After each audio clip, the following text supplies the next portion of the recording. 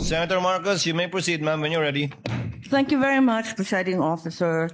And Attorney Lontok, Yes, ma'am. maupay nga pag-abot din Mapaya di kulog, ma'am. ha aton Senado. Opo, ma'am. Okay, I'd like to affirm lang yung sinabi mo kanina na nung nangyari nga itong hating gabi na interview ni Vice President sa Zoom, agad-agad in-orderan kayo, in-instructionan ng NBI na mag-imbestiga. Tama po yun? Hindi po, Your Honor. Sabado po yon, lunchtime, mayroon kaming meeting ako with the then Director Santiago. I think between 12 noon and 1 p.m. And then mayroong instruction na nanggaling kay Delta Santiago na, Jeremy, may kumakalat sa social media, may mga utterances na ginawa ang Vice Presidente. Imbestigahan natin. Since may cyber aspect ito, imbestigahan nyo na. Doon po nagsimula yon. Tama. So anong araw yon? Kasi andito sa inyong affidavit of investigation at yung sinabi ninyo na on even date, ang tinutukoy mo ba yung November 23 din? November 23, ma'am. Kasi natapos ho ang Oo, gabing-gabi kasi yon, di ba? madaling araw po ng alauna, ma'am. That's right. So, nag-meeting kayo kaagad-agad? Ganun ba? Hindi, ma'am. Hindi po kasi namin alam yun. Kailan kayo inutusan na mag-imbestiga?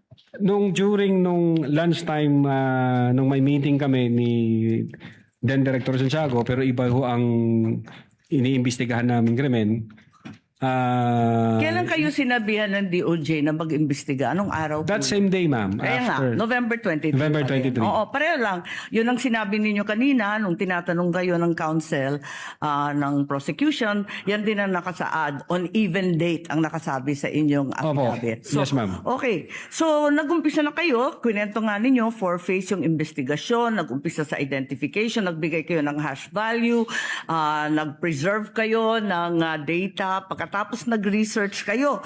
Subsequently, sinabi mo na meron kayong open source intelligence search at natuklasan ninyo na meron palang October 18 video na press con na naman ni OVP na nasa Facebook at may mga sinasabi na naman na puputulin yung ulo. Tama ba yon? Yung October 18 ang nakita ninyo? That's the continuation in the analysis phase, Your Honor. Oo. Yes, Your Honor. Kasi nag-research na kayo, no? Bilang fourth phase nga ng inyong investigasyon. Tama po ba? Hindi po, Your Honor. Yun yung third phase ho, yung analysis and attribution. Sa analysis pa at attribution. So third phase. Pero bandang huli na. Ang pinagtatakahan ko, kung inutusan kayo ng November 23 na magkaroon ng investigasyon, bakit napakaaga? November 6, 2024, a subpoena was issued to ABS-CBN requiring them to submit an authenticated copy of the video pertaining to the 18 October press con. Nandito to sa affidavit ninyo, nasa page 8, number 14. Kung inutusan kayo noong November 23, ang ibig ba sabihin, November 6 pa lang, minamanmanan na si Vice President? Iniimbestigahan na siya bago pa yung Zoom conference sa Kongreso? No, Your Honor. I believe that's a typo yung date. Kasi that's a typo, Your Honor, yung date. Kasi makikita doon yung date noong appearance ng taga-ABS-CBN, which is consistent ho siya doon sa ibang inisyoan Kailan ng ba yung subpoena. appearance? Kasi hindi ko nasusundan yung timeline ninyo eh. Parang yung November 23 yung utos, pero November 6 pa lamang may subpoena na. Ba't nagkaganon? Typo ho yan, Your Honor. Hindi ho yan November 6. Typo na naman katulad ng Department of Justice. No, Your Honor. If I may refer to my notes, Your Honor. Oo, pakita mo na lang sa akin kasi nahanap ko hindi ko masundan eh. You may do so, This is Counsel. page 6, number 14 po. November 6, 2024, subpoena to ABS-CBN.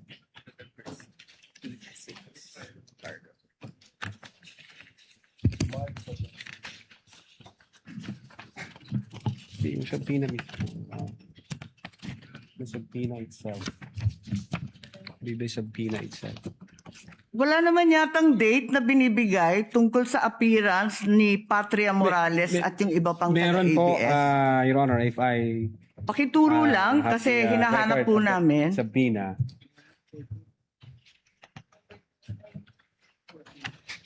Subpoena mismo.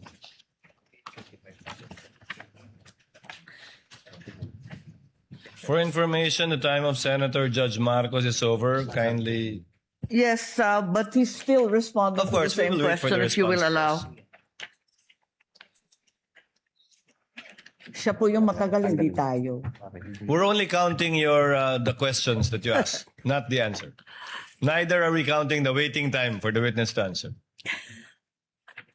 I-check ko lang po, Your Honor, para na Kasi yung mga sumunod na meeting, doon sa page 13, sa number 30 at sa mga sumunod, yung mga tinutukoy doon, yung mga media na nandun sa Zoom conference. Hindi naman siya yung ABS na humawak ng camera noong October 18. Iba naman yung mga tinutukoy doon eh. Attorney Lutok, Opo. the question of the Honorable Marcos is on page 6, paragraph 14. You said you sent a subpoena on November 6, 2024. Unfortunately, because the annexes are not part of the document marked, it's not here. So the question is quite clear. If it's a mistake, then what is the correct date of the subpoena? If I can see the real subpoena, Your Honor. Kindly talk to the mic, please. Yeah. If I can see the real subpoena, Your Honor, because the subpoena was signed by our assistant director for investigation service. As I said, unfortunately, it was not attached to your affidavit, and I doubt if it's one of those marked or pre-marked Wala. by the counsel for prosecutors. As he said and admitted earlier, he did not or they did not mark all of the annexes in your affidavit. Yes, Your Honor. If I may, check ko lang po, Your Honor, para sigurado ho. Wala sa'yo ngayon. Inaanap ko po rito. Wala nga pong annex yan eh. Wala sa annex at wala rin sa affidavit. Kasi yung mga media na tinutukoy sa ibang pahina, eh yung mga nag-interview nung Zoom conference. Dito ho yung certified true copy daw, Your Honor. If I may, Your Honor, please, can I assist on this regard, if the court will allow? Only if you can produce a copy of the November 6 subpoena, counsel. Exactly, Your Honor. The documents are present. They are in the possession at present of the witness, Your Honor, please. They may not have been physically attached to the affidavit investigation, but they do exist in the records of the case as separate pre-marked documents, Your Honor, please. So Okay. it's here? Presiding officer, then is counsel saying that therefore the affidavit is defective or wrongful and We that don't- November 6 is not the right date? What then is the right date of With the all due subpoena respect, to Your Honor, ABS? please, with all due respect, we object to the use of the term defective. Counsel, we shall await. Let the Yes. document speak for itself. Yes, Your Honor, please. If it's there. The witness is Yes, now in it the was the process. witness who said that it was a mistake, not me. No, it doesn't make the entire affidavit of investigation defective. No, I merely said the date was wrong because that's what he said. Yes, Your Honor.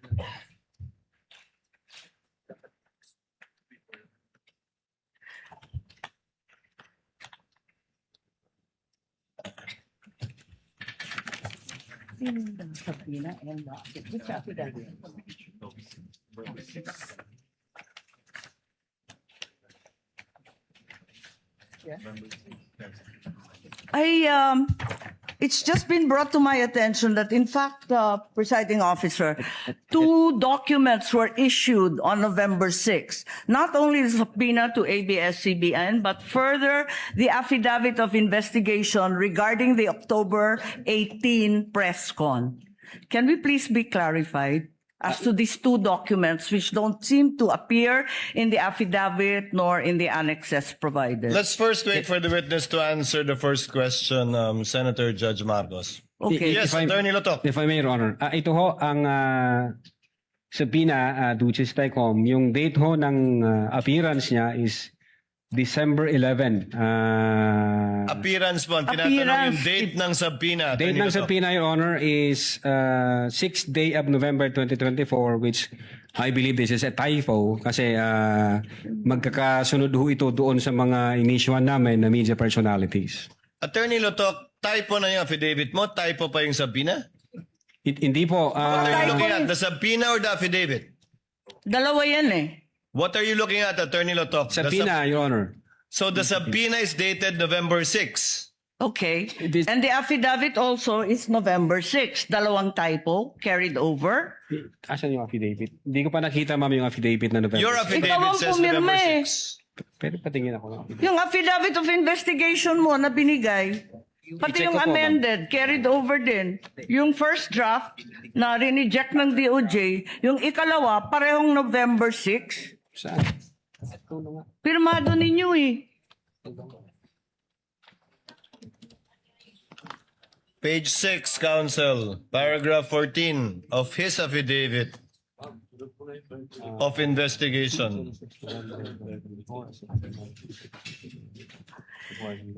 Yes, Your Honor. It's November 6, 2024 ang nakasulat dyan. So typo din yan? Is it your testimony na typo din yan?